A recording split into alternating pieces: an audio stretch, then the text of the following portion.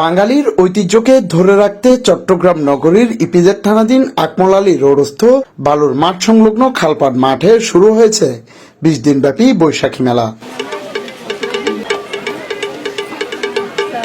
বাংলার ঐতিহ্যবাহী নাগরদোলা, নৌকাদোলা, জাদু প্রদর্শনী, বাচ্চাদের বিনোদন ব্যবস্থা সহ কসমেটিক্স, জুয়েলারি সহ বিভিন্ন প্রকার খাবার দোকানের পসরা বসেছে এই বৈশাখী মেলায়।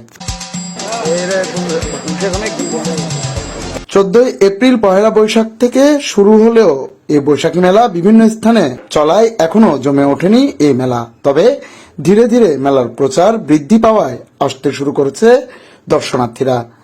আবহমান বাংলার এই বৈশাখী মেলায় দর্শনার্থীদের আসার আহ্বান জানিয়েছেন মেলার আয়োজকরা। প্রতি বছর নিয়ে এবারও বৈশাখী মেলার আয়োজন করা হয়েছে। সো এখানে আমরা দেখতেছি যে অনেকগুলো স্টল আছে।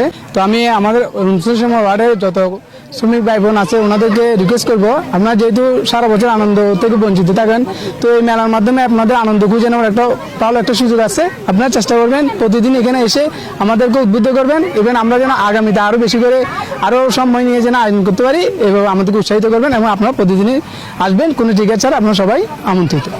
বৈশাখী মেলা মোটামুটি জমে উঠতেছে। আমার যাতে খাবারের স্টল, চটপটি, ফুচকা, দই ফুচকা, চিকেন ফুচকা আছে, সব কিছু আছে। ইনশাল্লাহ আশা করি ভালো হবে, যাতে বৈশাখ এটা আমাদের বাংলার একটা ঐতিহ্য, যা আমাকে ধরে রাখতে হবে। দর্শনার্থীদের জন্য বিনা টিকিটে উন্মুক্ত প্রবেশে প্রতিদিন সকাল 10টা থেকে রাত 10টা পর্যন্ত চলবে এই মেলা।